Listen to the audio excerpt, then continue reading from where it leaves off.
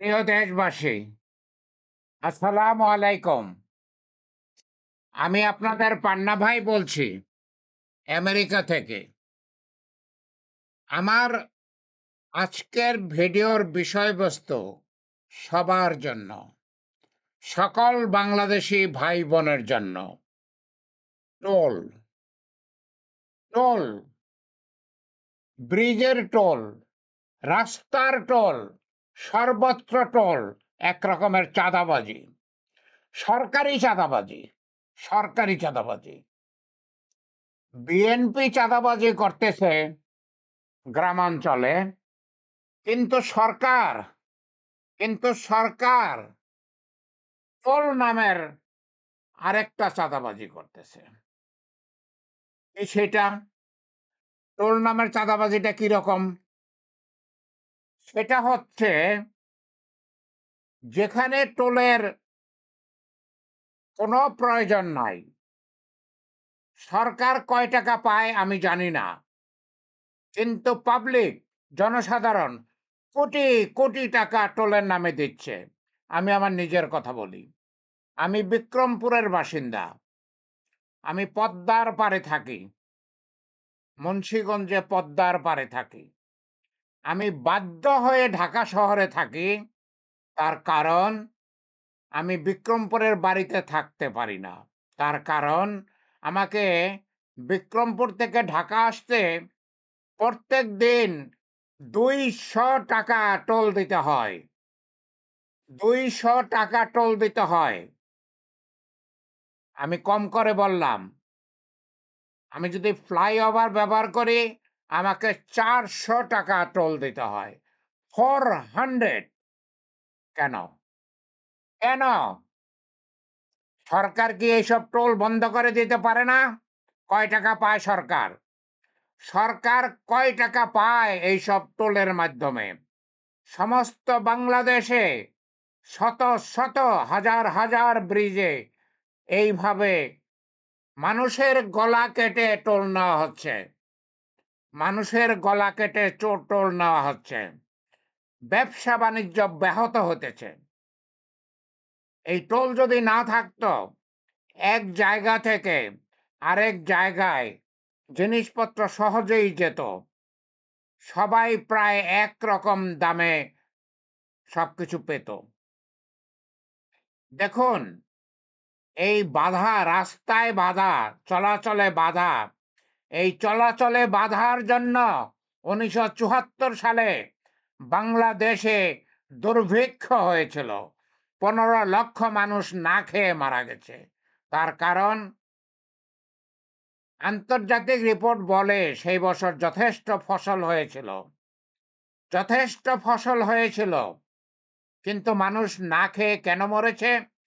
এক জায়গায় থেকে আরেক জায়গায় খাবার যেতে পারতেছিল না, সরকারের বিভিন্ন কালাকানুনের জন্য। শেখ মুজিবুর রহমানের বিভিন্ন কালাকানুনের জন্য এক জায়গা থেকে আরেক জায়গায় খাবার যেতে পারত না, যার জন্য কোনো কোনো জায়গায় খাবার পচেছে, আর কোনো কোনো জায়গায় মানুষ না খেয়ে মরেছে। 15 লক্ষ মানুষ মারা গেছে। চলতেইছে, এই টোল চলতেইছে। সরকার কয় টাকা পায়? আমার কথা হচ্ছে, সরকার কয় টাকা পায়? বাংলাদেশের মানুষ ট্যাক্সের মাধ্যমে, টোলের মাধ্যমে কয় টাকা উপার্জন করে, অথচ তারা কোটি কোটি টাকা টোল দিচ্ছে শত শত হাজার হাজার টোল বুথে। শত শত হাজার হাজার টোল বুথে তারা কোটি কোটি টাকা টোল দিচ্ছে। এই টোল আরেক রকমের চাঁদাবাজি, সরকারি চাঁদাবাজি। সরকার চাঁদাবাজি করতেছে, সরকার চাঁদাবাজিকে উৎসাহিত করতেছে। সরকার টোলের নামে এক একটা জায়গায় কয়েক টাকা পেয়ে বন্ধক দিয়েছে। যারা বন্ধক নিয়েছে তারা লাঠি সোঁটা জোগাড় করে রাস্তা বন্ধ করে দেয়। 10 টাকার জায়গায় 50 টাকা টোল আদায় করে। টোল না দিলে পিটাপিটি করে, তাদেরকে বেইজ্জতি করে। এই টোলের কি প্রয়োজন? শুনুন, পদ্মা ব্রিজের মতো, যমুনা ব্রিজের মতো বড় বড় ব্রিজ, যেগুলো হাজার হাজার হাজার হাজার লক্ষ লক্ষ টাকা খরচ করে সরকার করেছেন, সেটার একটা টোল থাকা স্বাভাবিক। সেটার একটা টোল থাকা স্বাভাবিক। কিন্তু বিক্রমপুরে যেতে কুচ্চামারার ব্রিজ, কুচ্চামারার ব্রিজে কেন ৳১০০ টোল দিতে হবে? কেন আমাকে ঢাকা যেতে কুচ্চামারা ব্রিজে ৳১০০ টোল দিতে হবে? ঢাকা থেকে বিক্রমপুরের বাড়িতে ফিরে যেতে ৳১০০ টোল দিতে হবে। ফ্লাইওভারে উঠলে ৳১০০ টোল দিতে হবে। ফেরত যেতে ৳১০০ টোল দিতে হবে। কেন? এটা যদি আমাকে দিতে না হতো, তাহলে ঢাকা শহরে পানির নামে বিষ, বাতাসের নামে বিষ না খেয়ে আমি বিক্রমপুরে থাকতে পারতাম। আমি প্রতিদিন ঢাকা শহরে আসতে পারতাম যদি আমাকে টোল দিতে না হতো। অতএব আমি ভিডিও ছোট করব। অতএব সরকারের কাছে অনুরোধ, দয়া করে পদ্মা ব্রিজের মতো ব্রিজ ছাড়া অন্য সমস্ত টোল অনতিবিলম্বে বিলুপ্ত করুন। অনতিবিলম্বে সমস্ত টোল বন্ধ করুন। এই টোলে বাংলাদেশের কোনো উপকার হচ্ছে না।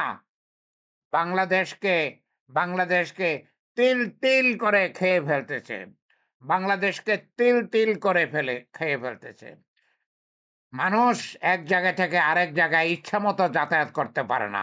তার কারণ টোল, টোল, টোল, টোল। আমি জানি না, আমি খারাপ কথা বলতে চাচ্ছি না। আমি খারাপ কথা বলতে চাচ্ছি না। তারা টোল করে দেশটাকে ধ্বংস করে দিয়েছে। সমস্ত জায়গায় টোল, সমস্ত জায়গায় টোল, সমস্ত জায়গায় টোল। আর এই টোলের হাত ধরে সমস্ত চাঁদাবাজি শুরু হয়েছে। সমস্ত জায়গায় চাঁদাবাজি শুরু হয়েছে।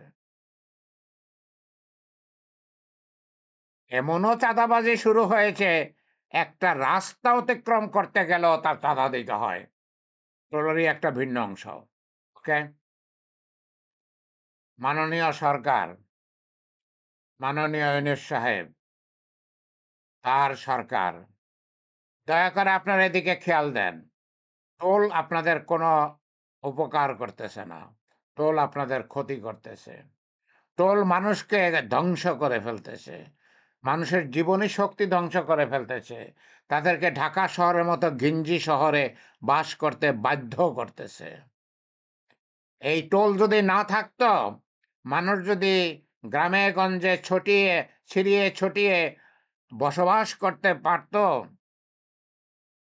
বিভিন্ন জায়গায় তার গ্রাম এলাকায়, আশেপাশের গ্রামে, আশেপাশের শহরতলিতে যদি বসবাস করতে পারত, তাহলে তারা মুক্ত হাওয়া খেতে পারত। তারা আর্সেনিক মুক্ত পানি খেতে পারত। ট্রিপল ফিল্টার, ঢাকা শহরে ট্রিপল ফিল্টার লাগে। পানি বয়েল করতে হয়। সে বয়েল করতে গ্যাস লাগে। সেটাকে ফিল্টার করতে হয়। একটা ফিল্টারে হয় না। ডাবল ফিল্টার, ট্রিপল ফিল্টার করতে হয়। তারপর সেই পানি খাওয়ার উপযোগী হয়। বাতাস দূষিত। ঢাকা শহরের বাতাস দূষিত। মানুষ বাধ্য হয়ে সেই বাতাসে থাকতেছে আর ক্যান্সার হতেছে। বাধ্য হয়ে তারা সেই বাতাসে থাকতেছে আর ক্যান্সার হতেছে। এই মানুষদেরকে গ্রামে থাকার সুযোগ কেন দেওয়া হয় না? কোন লাভের জন্য সরকার সেই সুযোগ থেকে মানুষকে বঞ্চিত করে রেখেছে? কোন লাভের জন্য? যাই হোক, ছোট থেকে শুরু করুন। দয়া করে অনতিবিলম্বে টোল বন্ধ করুন। টোল যদি বন্ধ করেন টোল যদি বন্ধ করেন, মানুষ গ্রামাঞ্চলে থাকবে। মানুষ যদি গ্রামাঞ্চলে থাকবে, যখন মানুষ গ্রামাঞ্চলে থাকবে, গ্রামে স্কুল কলেজ গড়ে উঠবে। তখন গ্রামে হাসপাতাল গড়ে উঠবে। তখন আর মানুষকে ভারতে চিকিৎসা নিতে যেতে হবে না। কারণ গ্রামে তখন হাসপাতাল থাকবে। তখন আর বিএনপির একই মাসে ৩ জন নেতাকে বিদেশে চিকিৎসা নিতে যেতে হবে না। তারা গত মাসে ১ মাসে ৩ নেতা বিদেশে গিয়েছে।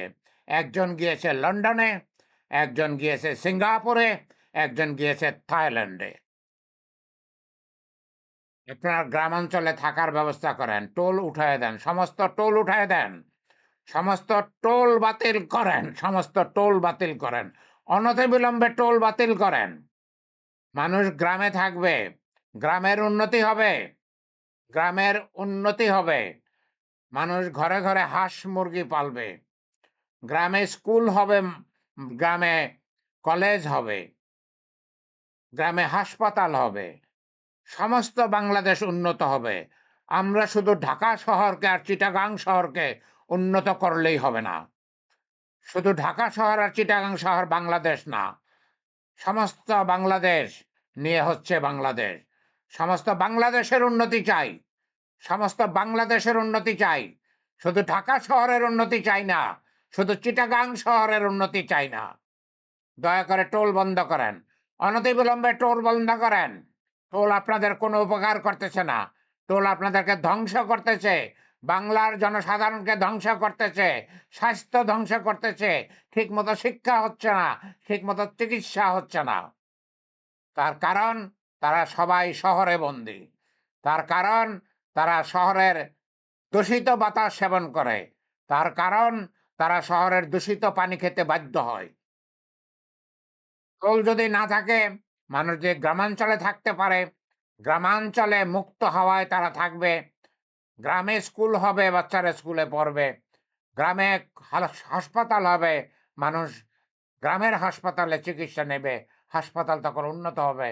যখন ধনী লোকেরা, অর্থবান লোকেরা, শিক্ষিত লোকেরা গ্রামাঞ্চলে থাকবে, তখন গ্রাম উন্নত হতে বাধ্য। কোথায় বাংলাদেশের লম্বা প্ল্যান? কোনো লম্বা প্ল্যান নাই। সব শর্ট প্ল্যান, সব শর্ট প্ল্যান। সবাই শুধু চায়, সবাই শুধু চায় কিভাবে ক্ষমতায় যাব, লক্ষ লক্ষ কোটি কোটি টাকা ইনকাম করব, বেগম পাড়ায় বাড়ি করব, 10 কোটি টাকা দামের গাড়ি চালাবো। সবাই শুধু সেই চিন্তা করে। গ্রামের চিন্তা কেউ করে না, কখনো করে নাই, কখনো করে নাই। আমরা বাঙালি জাতি, আমরা বাঙালি জাতি অধিকাংশই মুসলমান। আমরা কোন ধরনের মুসলমান? আমরা নমশূদ্র থেকে, আমরা নমশূদ্র ছিলাম ৫, ৭, ১০ জেনারেশন আগে। আমরা নমশূদ্র থেকে মুসলমান হয়েছি। আমাদের মনটা ছোট, ছোট, খুবই ছোট। আমাদের মনটা খুবই ছোট। আমরা বড় করে চিন্তাও করতে পারি না। বড় করে কিছু করা তো দূরের কথা, বড় করে চিন্তাও করতে পারি না। চিন্তা করি না। আমরা শুধু ক্ষুদ্র চিন্তা করি। আমরা শুধু নিজের স্বার্থ দেখি। শুধু নিজের স্বার্থ দেখি। যাই হোক, আমি ভিডিও ছোট রাখতে চেয়েছি, ছোট রাখি। আল্লাহ আমাদের সহায় থাকুন। আল্লাহ আমাদের সহায় থাকুন। আল্লাহ যদি সহায় না থাকে, তাহলে বাংলাদেশের উন্নতি হবে না। বাংলাদেশের ২-৪টা মানুষের উন্নতি হতে পারে, বাংলাদেশের উন্নতি হবে না। বাংলাদেশের উন্নতি হইতে হলে সমস্ত বাংলাদেশে, সমস্ত বাংলাদেশে মানুষের ছড়িয়ে ছিটিয়ে থাকতে হবে। সমস্ত বাংলাদেশের উন্নতি হবে। তা না হলে বাংলাদেশের উন্নতি হবে না। আল্লাহ আমাদের সহায় থাকুন। আমিন, আমিন।